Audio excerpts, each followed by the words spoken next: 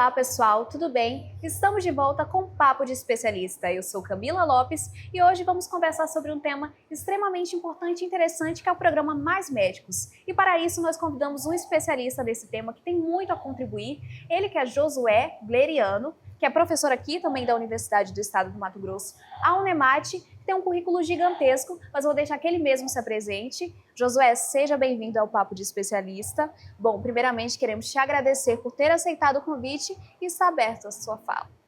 Eu que agradeço. Esse é um momento muito importante para a universidade, que é o momento de socializar ensino, pesquisa e extensão e o nosso trabalho. Eu agradeço pelo currículo extenso, mas ele está em construção. Mas nesse momento de construção talvez mostra esses mais de 15 anos que eu estou formado, que é um investimento realmente na formação. Desde quando eu me formei, em São José do Rio Preto e fui assumir meu primeiro emprego, que foi na Universidade de Mato Grosso. Eu lembro da proposta que eles me fizeram, primeiramente, de trabalhar com a rede de atenção primária à saúde.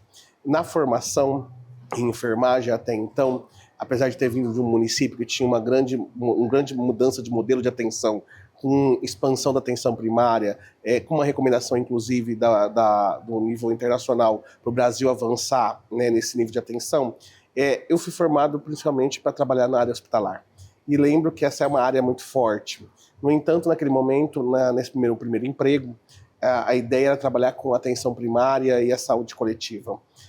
Então eu fui buscar, nesse primeiro momento, uma especialização em gerenciamento de atenção primária, para mergulhar e entender melhor o contexto do ensino. E ao mesmo tempo eu me perguntava o que era ser professor, porque eu fui um professor recém-formado, né? Normalmente na graduação nós temos a experiência de uma disciplina de didática aplicada ao ensino, que é mais para a gente trabalhar justamente na formação do ensino técnico, que é uma responsabilidade nossa, mas na profissão universitária isso ainda não é muito claro para quem não faz o curso de licenciatura. Então eu fui buscar, né, uma segunda especialização que era de didática do ensino superior para compreender então a função e principalmente as práticas pedagógicas de ensino. Aí eu lembro que a gestão sempre esteve muito próximo do meu trabalho e na relação próxima ao meu trabalho eu entendi que eu precisava investir na área de ensino e gestão e fui buscar uma especialização em gestão em saúde que me aprofundasse estrategicamente para poder desenhar um meu objeto de pesquisa, que hoje é a linha que eu trabalho. Terminando essa especialização, concomitante, eu entendi que era necessário também avançar para o nível do mestrado. E realmente fui buscar a qualificação do mestrado e fui trabalhar com o mestrado na área da saúde coletiva, dentro da área de desenvolvimento e política de saúde. Dentro do mestrado eu tive a oportunidade de mudar de cidade, eu saio de Rondonópolis e vou para Santos e curso meu mestrado em Santos nessa área, mas ao mesmo tempo também com oportunidades de uma segunda especialização, visto a ideia de trabalhar com um vínculo ligado aos serviços de saúde, especificamente na auditoria, e foi fazer uma especialização em auditoria de serviços de saúde. Finalizando meu mestrado e essa especialização, eu retorno à universidade aí numa forma de concursado e chego à Unemate em 2014, finalizando meu mestrado e fico 3 anos trabalhando na linha e me afasto para o doutorado. Mas antes de me afastar para o doutorado, nós fizemos uma parceria de uma equipe de pesquisadores para trabalhar com uma especialização em políticas informadas por evidência. E aí eu fecho meu ciclo ali de especializações e vou para o doutorado. E no doutorado eu trabalho com a área de avaliação de sistemas e serviços de saúde. E praticamente nesse caminho todo tenho trabalhado com avaliação de sistema, mas principalmente entendendo o contexto da atenção primária. E Tangará da Serra recebeu um pouco desse meu trabalho, principalmente no seu investimento que a gente teve de atenção primária. Bom, interessante, como eu falei, um currículo gigantesco que, como você disse, está em formação, mas vamos voltar um pouco mais atrás, conhecer um pouco mais sobre o Josué. Como é que surgiu esse seu interesse pela área da saúde, se é algo que sempre esteve presente na sua vida, ou foi alguma situação que fez esse despertar, essa paixão pela saúde? Eu lembro que todas as vezes que a gente pensa em que é a figura do enfermeiro, eu lembro que eu não tinha qual era a figura do enfermeiro. Eu lembrava do enfermeiro unidade básica de saúde, aplicando vacina, fazendo curativo, e lembro do enfermeiro no hospital. Era essa a posição que eu tinha. e não sabia nem qual era a função da enfermagem. Muitas das pessoas que fazem enfermagem inicia pensando que a enfermagem é um trampolim para a medicina, e isso não foi diferente no primeiro momento do Josué estudante. Então José ingressa à universidade achando essa proposta e não conhecendo o curso. No segundo ano de curso, ainda tentando o curso de medicina, eu me apaixonei quando eu entrei nas práticas e entendi uma disciplina que chamava de contexto social da enfermagem e o engajamento político da enfermagem nas mudanças de sistema de saúde. Era uma disciplina letiva que nós tínhamos na universidade, e ali eu vi o essencial papel do enfermeiro e a contribuição do enfermeiro não só na assistência, mas na gestão e no ensino. E ali eu conheci a profissão, foi dentro da universidade que eu conheci a profissão. E a partir dali eu esqueci a medicina e fui trabalhar especificamente com a enfermagem. Me formei enfermeiro com muito orgulho, entendendo da contribuição. Escolhi a área de política, planejamento e gestão para atuar, justamente porque é uma área que muitas das vezes a gente desconhece do enfermeiro, e essa classe trabalhadora, ela considera 70% da classe trabalhadora do sistema de saúde, e a gente ocupa praticamente todos os espaços de gestão de sistemas de saúde. Você, como você falou, você tem essa experiência na área da saúde coletiva. Quais foram os maiores desafios que você enfrentou ao longo da sua carreira e como eles moldaram essa sua visão sobre as políticas públicas, né, a saúde pública no Brasil? Essa é uma boa pergunta. Para além de uma boa pergunta, é refletir realmente a trajetória. Não só a minha trajetória como estudante, como profissional e pesquisador, muito mais pesquisador nesses últimos anos, entender o contexto da própria política de saúde no Brasil. Né? Não tem como negar que o sistema de saúde brasileiro, né, moldado na década de 70, principalmente depois conferido na década de 80, e que se concretizou na década de 90, como sendo o maior sistema de saúde nosso, ele colocou para esse país uma possibilidade enorme de acesso a muitas das pessoas que não tinham acesso. Então desenha ali-se uma proposta realmente de análise de impacto do sistema de saúde. Quando a gente fala de desafios, a primeira formação de recursos humanos em saúde no Brasil talvez seja um dos grandes nossos desafios. Apesar de nós termos diretrizes curriculares nacionais que norteiam a formação de recursos humanos em saúde, a gente ainda enfrenta os grandes desafios que estão ligados a equacionar essas diretrizes nos diferentes centros formadores. Né? Hoje, grande parte da nossa formação de recursos humanos não alinham muitas das vezes as diretrizes curriculares e muitas das vezes possuem cargas de prática e mesmo a carga horária que não mostra a grandeza do sistema de saúde. Isso eu não só falo na enfermagem, mas de diferentes profissões. Esse talvez seja um dos grandes desafios. Quando a gente fala de um segundo desafio, acho que é emergente, é pensar no próprio contexto político e econômico do sistema de saúde brasileiro, do financiamento do sistema de saúde brasileiro, que ao mesmo tempo também faz uma conversa com a formação de recursos humanos e essa indução de financiamento para recursos humanos. E eu acho que para a gente poder colocar ainda com um grande desafio na área da pesquisa, ter um sistema de saúde que caminhe realmente com o enfoque da pesquisa para a tomada de decisão da gestão, né, e que a gente reduza os entremeios políticos que existem na gestão desse sistema, principalmente nas trocas de governo, que esse sistema vai se moldando não numa característica que foi desenhado lá na reforma sanitária brasileira, mas muito mais desenhado a partir das caras de governo cada um vai dando nesse propósito, e a gente vai esquecer muitas das vezes das diretrizes desse programa, porque a política entremeia muito mais no sentido político partidário do que realmente na efetivação de um sistema desenhado na reforma sanitária brasileira. Esses talvez são os grandes desafios. E quando a gente vai na minha trajetória, eu pude experienciar um pouco disso nas mudanças de governo, além das mudanças de governo nas posições estratégicas que a gente aceita a participar, e principalmente na nossa articulação com os grandes congressos, os congressos da área da saúde coletiva, da nossa sociedade brasileira, né, da saúde coletiva, que é o nosso Abrasco, e ao mesmo tempo do SEBS, que é o nosso Centro Brasileiro de Estudos em Saúde, que faz uma grande força, e esses são dois organismos que estão muito presentes na minha vida, juntamente com a Rede Unida, que faz ali uma defesa clara de análise do sistema de saúde. Eu digo que a gente avançou muito e às vezes a gente só fala dos desafios e dos nossos problemas, mas também é necessário talvez resgatar um pouco do que a gente fala de grandes avanços. Não tem como dizer que o programa Mais Médicos, que é um ponto que você vai tocar nessa entrevista, é um dos grandes avanços desse nosso sistema de saúde para equacionar o acesso no Brasil. Bom, Josué, para a gente fechar esse primeiro bloco, a gente sabe dessa sua vida dentro da pesquisa, sua atuação na docência, mas quem que é o Josué fora de tudo isso? O que você faz fora desse universo, no seu dia a dia, nos seus momentos de lazer? Lazer é uma coisa que a gente precisa buscar, principalmente enquanto professor universitário. Né? Combinar o ensino, pesquisa, extensão e gestão, muitas das vezes, não é uma tarefa muito fácil. Mas o Josué, antes de ser enfermeiro, o Josué adorava teatro e trabalhava muito com teatro.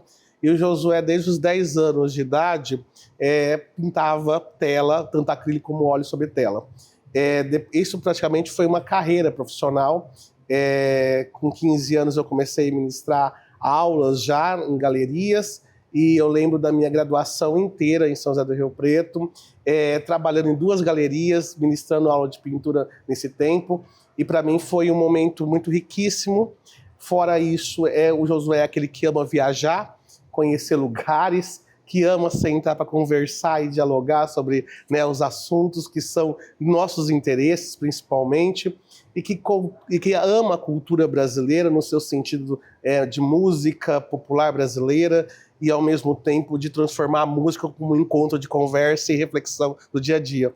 Então esse é um pouco do Josué fora da academia, que precisa também pensar na sua saúde, apesar de a gente ser profissionais da saúde, a saúde precisa ser cuidada nessa questão. Eu brinco todas as vezes que eu estou deixando um pouquinho o que é atividade física, que isso é muito importante, e foi por um tempo uma minha parceria, e agora não está dando certo, por causa do nosso tempo, mas eu vejo que é uma possibilidade de retomada.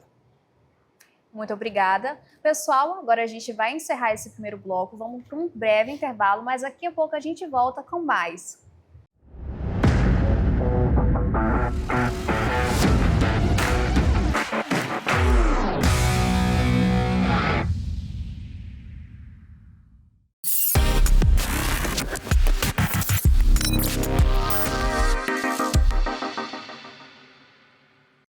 E a nossa dica de especialista de hoje é com ela, a doutora Eveline Batistella, professora de jornalismo da Unemate. Qual é a dica, Eveline? Então, eu vou indicar um livro chamado Toxic, Mulheres, Fama e a Misoginia dos anos 2000, da Sarah Ditton, que é um livro muito legal para quem estuda jornalismo, mas também para quem se interessa por cultura, porque ele fala justamente como a representação da mulher lá no início dos anos 2000 provocou tantos problemas e tantos impactos negativos para a sociedade. E traz, inclusive, exemplos muito famosos, como o da Amy Winehouse, o da Britney Spears. Então, é uma leitura que eu considero obrigatória, porque é um livro, além de tudo, muito bem escrito. Muito obrigada, Eveline. E essa foi a dica de especialista de hoje.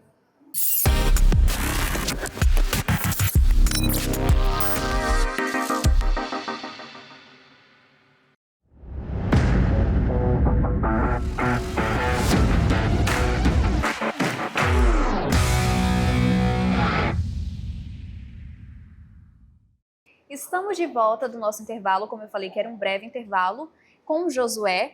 No primeiro bloco nós conversamos, entendemos, conhecemos um pouco mais sobre a sua trajetória, sobre como surgiu essa paixão dele pela área da saúde e quem é ele fora de tudo isso, dessa pesquisa, desse universo. Agora nós vamos adentrar no nosso tema de hoje, da nossa entrevista, que é a sua pesquisa sobre o programa Mais Médicos. Você fez a publicação de 2 artigos, né, em conjunto com outros pesquisadores, que foi o programa Mais Médicos e Médicos pelo Brasil na perspectiva dos gestores municipais e a avaliação do programa Mais Médicos na perspectiva dos usuários. Bom, você que fez essa pesquisa grande, conheceu bastante sobre o programa, para a gente conseguir entender melhor sobre ele, qual foi o principal objetivo do programa ao ser implementado aqui no Brasil?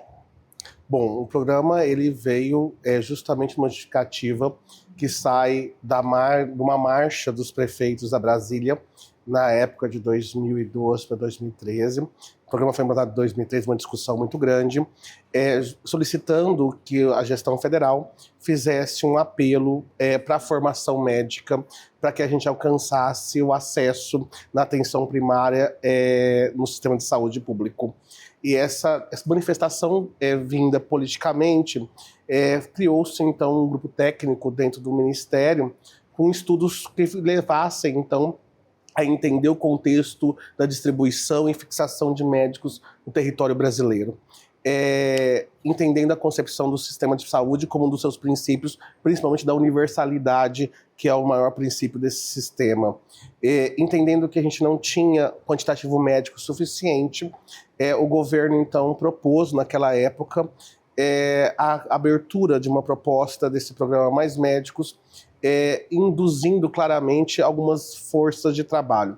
Eu lembro da discussão toda na criação desse programa, principalmente com a própria categoria médica e do que seria esse programa, porque ele não era um programa somente de atrativo de fixação médica, mas principalmente de indução para novas escolas de formação médica no país e, ao mesmo tempo, a especialidade na residência de medicina, família e comunidade, visto que essa era a necessidade do nosso território.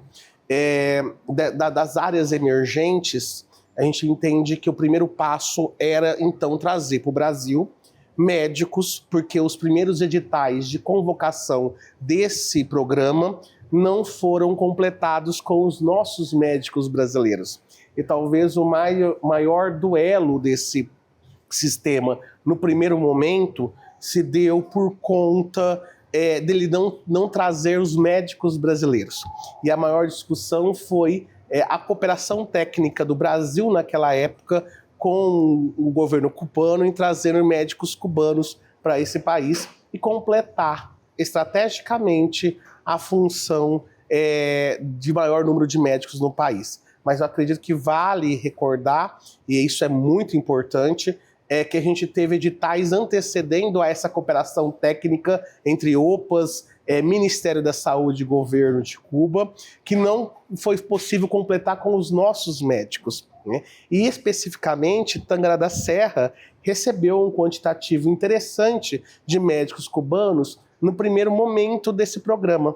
Se a gente for olhar então agora para Tangará da Serra, esse contexto se mergulha justamente na justificativa de ampliação de acesso e na oportunidade do cenário político daquele momento de expandir a partir do auxílio do governo federal para a atenção primária crescer no Brasil. E nesse momento, Tangará entendeu que era uma possibilidade emergente e que levaria propositivamente ali um avanço na cidade para a cobertura de atenção que era baixa naquele momento em 2013. Entendi. Mas voltando um pouco mais para você, o que te motivou, o que te despertou essa vontade de se aprofundar mais sobre esse programa? Essa é uma política pública, né, colocada principalmente na formação de recursos humanos. E como pesquisador da área de política pública, não tinha como não deixar de pesquisar. Inclusive porque, especificamente, Tangará da Serra foi um dos únicos municípios do estado de Mato Grosso que fez a adesão em rápido momento para esse programa e que recebeu estrategicamente um quantitativo altíssimo de médicos e que fez uma remodelação na organização do sistema de saúde local e que naquele momento, enquanto pesquisador, mas além de ser pesquisador, enquanto um professor universitário que tinha muita parceria, né, com a Secretaria Municipal de Saúde, desenha-se então naquele momento uma pesquisa encomendada pela gestão municipal para que a gente acompanhasse o desenvolvimento desse programa no município. Então, essa maior motivação, além de ter critérios que eram elegíveis de uma boa pesquisa, também tinham critérios de que a gestão municipal tinha interesse nesse assunto e em monitorar o impacto dessa tomada de decisão nesse momento no município.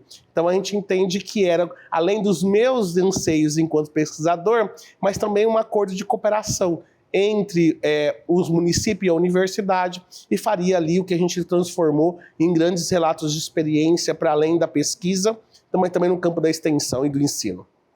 Entendi. Você fez essa pesquisa também focando na perspectiva dos usuários, querendo saber o que eles estavam achando sobre esse programa. E voltando para a sua pesquisa, como é que eles avaliaram esse impacto no acesso à saúde? Teve melhoria para eles ou não? Nós analisamos o programa depois de 3 anos implementado. A gente entende que um dos critérios nossos de avaliação de programas a gente precisa que ele aconteça por um tempo. Então nós analisamos ele começamos a analisar ele depois de 3 anos de implementação e acompanhamos esse programa durante 4 anos.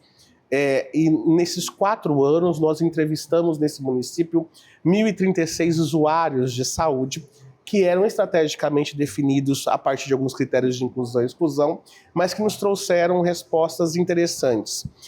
Em relação à nossa primeira avaliação, que era compreender se eles conheciam o programa ou não, a gente entendeu que eles já tinham incorporado o programa como uma estratégia.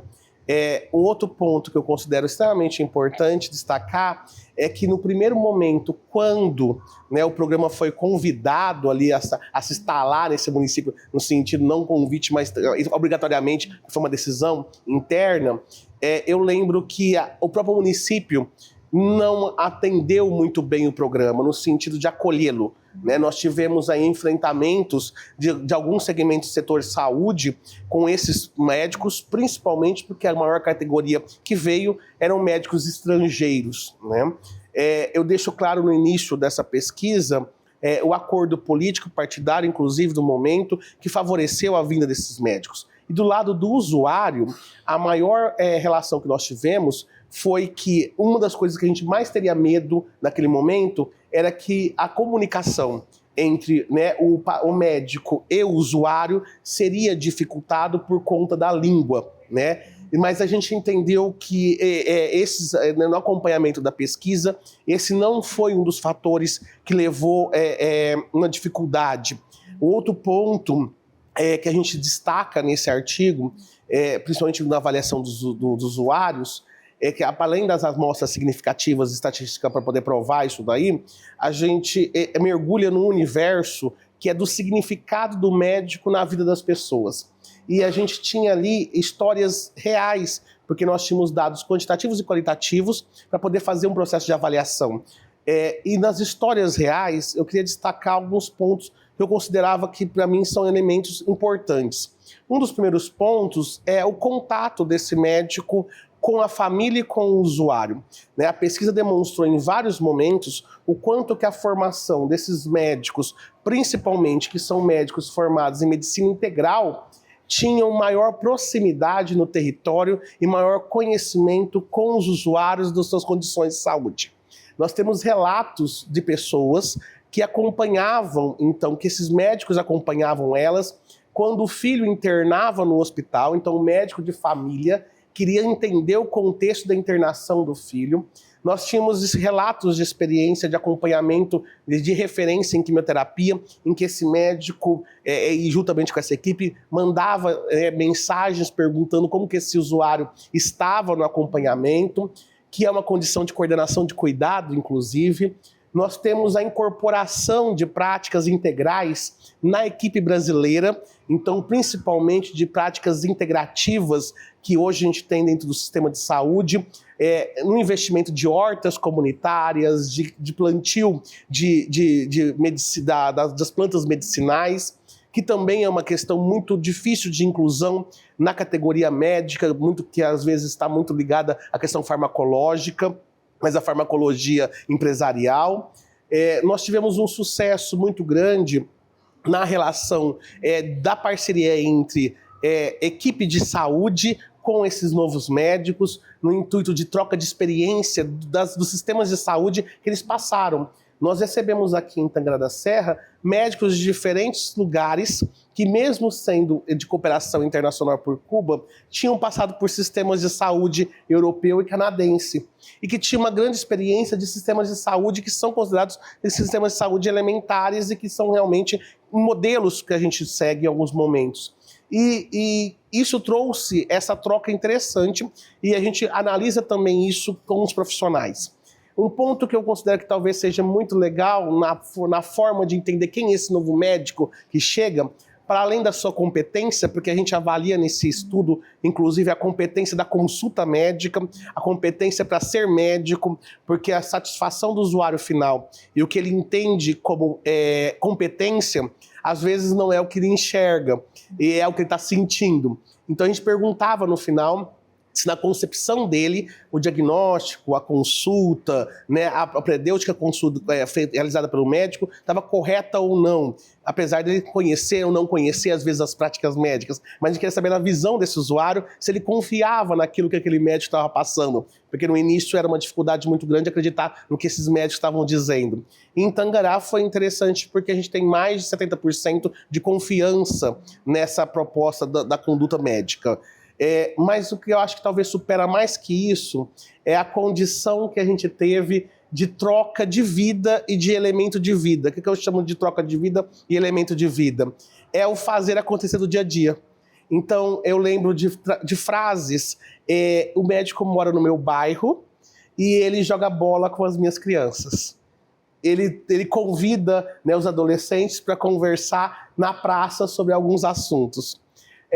O médico, ele me acompanha, por exemplo, no domingo, por exemplo, na missa. E depois disso a gente sai para almoçar juntos, né? Porque esses grandes médicos que vieram para cá não tinham família, muitos vieram sem família. E o território acabou se tornando a família deles. Muitos deles, justamente por ser cooperados do governo cubano, o salário deles aqui precisava de complementação. Nós temos aí casos que existia na cooperação maior valor destinado ao governo de Cuba. Então, o transporte, às vezes, desse médico era uma bicicleta ou era um ônibus. E aí, essa população via um médico chegando na sua unidade de bicicleta. E ele perguntava, mas que médico é esse que está chegando na minha unidade de bicicleta? Ou que médico que é esse que está pegando um ônibus junto comigo para ir lá no centro comprar alguma coisa? Né? Então, são trechos de cotidiano de vida e de exemplo que integram um médico num contexto diferente de sociedade. E, ao mesmo tempo, eu lembro que, para mim, é uma das experiências riquíssimas de um território daqui em que uma professora de português aposentada abriu a sua casa para trabalhar um curso de português com esses médicos que eram estrangeiros, aos sábados e domingo, ela entendendo que era uma possibilidade dela de agradecimento ao que esses médicos estavam fazendo. E isso para mim, um ponto interessante de uma nova conexão do médico com a sociedade para entender o seu território e que faz na avaliação da satisfação do usuário muito mais pela proximidade do seu contexto e de enxergar uma pessoa mais próxima a ele, e ao mesmo tempo da confiança e do vínculo que vai se transformando.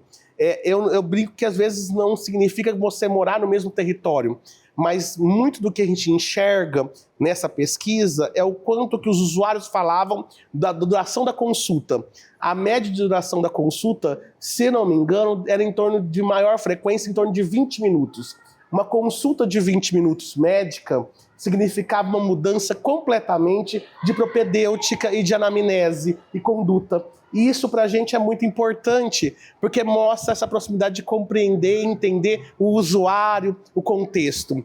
E foi muito interessante porque também a gente aumentou o número de visitas domiciliares com a equipe, transformando a unidade de saúde, para além do atendimento da unidade de saúde, mas também a prática de ida à casa e transformar a casa também como um espaço de consulta, que é essa a proposta, quando criou-se a atenção primária nesse Brasil, que a gente teria um ponto de apoio chamado Unidade Básica de Saúde. No entanto, a nossa proposta era que as práticas estivessem muito mais no território e muito mais nos domicílios, porque são lá que as pessoas adoecem, né? E que eu conseguiria então entender o contexto de vida e não transformar a unidade básica de saúde como um mini pronto atendimento de demanda.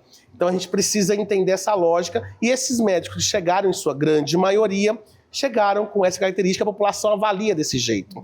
Lógico que a gente teve problemas elementares, né, que são de formação, de capacitação para os nossos protocolos, mas que foram superados com tranquilidade, porque a pesquisa mostrou isso nesses 1.036 usuários entrevistados em Tangará.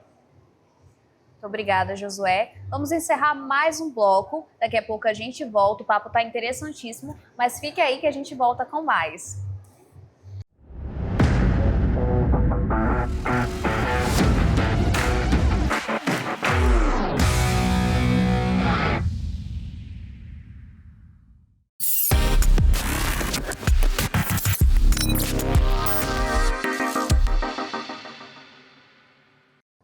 Oi, pessoal, estamos de volta com mais uma dica de especialista com o professor Adriano Romano. Professor, fala pra gente uma dica de um filme. Hoje eu vou deixar uma dica legal, que é um filme de 1997, é um pouco antigo, mas é um filme legal. O nome dele é Gattaca, não sei nem se eu tô falando certo, ou Gattaca.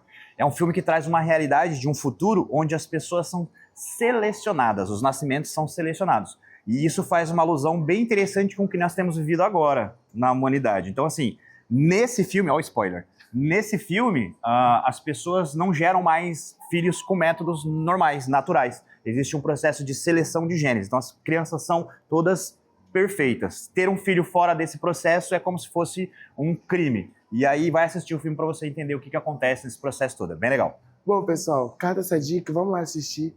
Eu acho que é interessante, hein? Tchau!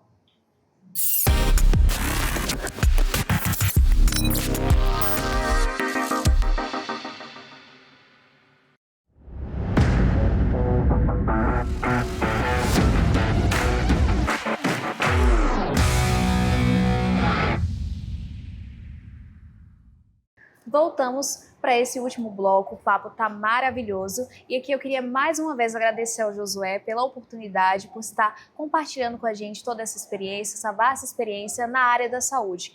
Agora eu queria voltar em um artigo seu, que é no foco dos gestores, né, municipais, que é programas dos mais médicos e médicos pelo Brasil na perspectiva dos gestores municipais. Bom, a gente conhece bastante quando a gente escuta falar do programa Mais Médicos, a maioria do pessoal já conhece, tem uma noçãozinha, só que não conhece muito sobre o programa Médicos pelo Brasil.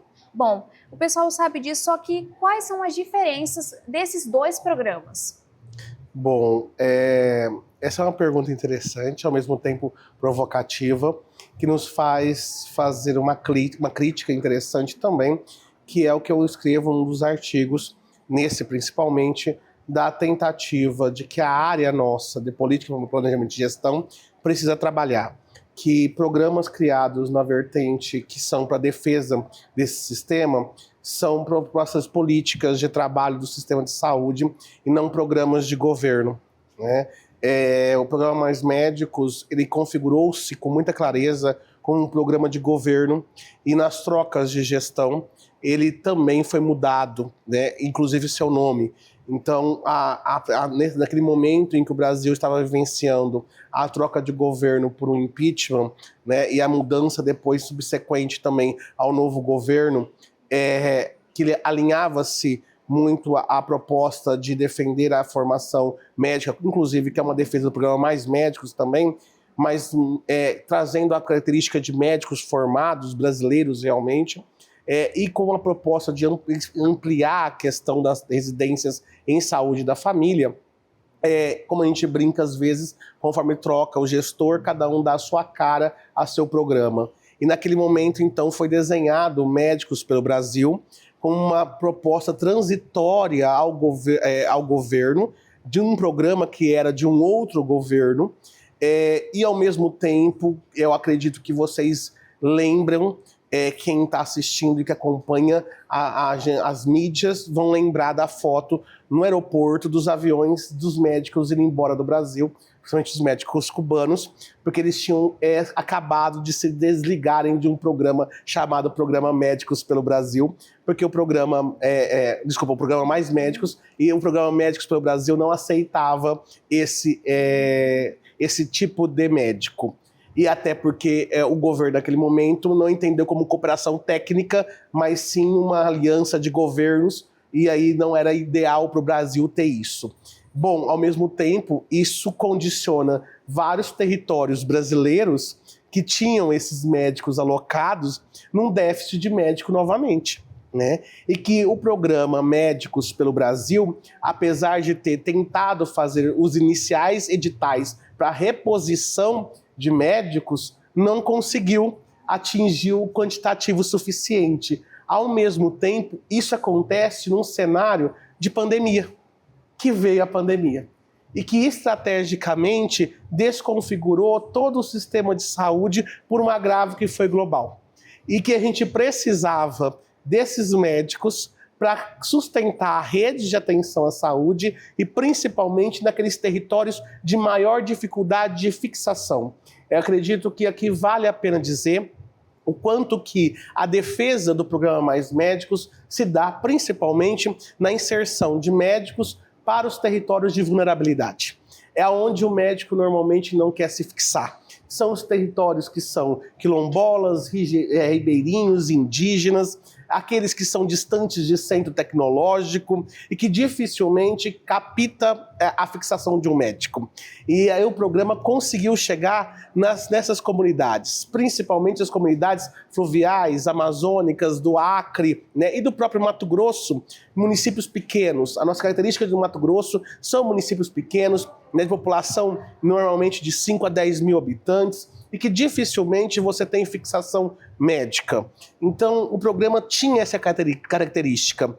E, ao mesmo tempo, o que a gente também vinha notando na transição de programa era a entrada dos médicos brasileiros formados no exterior, e ao mesmo tempo acho que a gente não é uma pausa de discussão, mas se consolidou ali toda uma proposta de revalidação de diplomas de médicos formados no exterior, e isso impulsionou a saída de muitas pessoas para estudar medicina fora do país, e depois retornar a esse país para exercer a prática da medicina. Depois a gente pode também conversar sobre isso, mas acho que respondendo o teu foco, a transição de programa, que não aconteceu na efetividade, porque a pandemia atrasou a operação de colocar o programa em prática, também se encerra no ciclo do governo com uma nova retomada do outro governo que criou praticamente esse programa dessa base aliada, e a gente retoma agora em 2023, principalmente para 2024,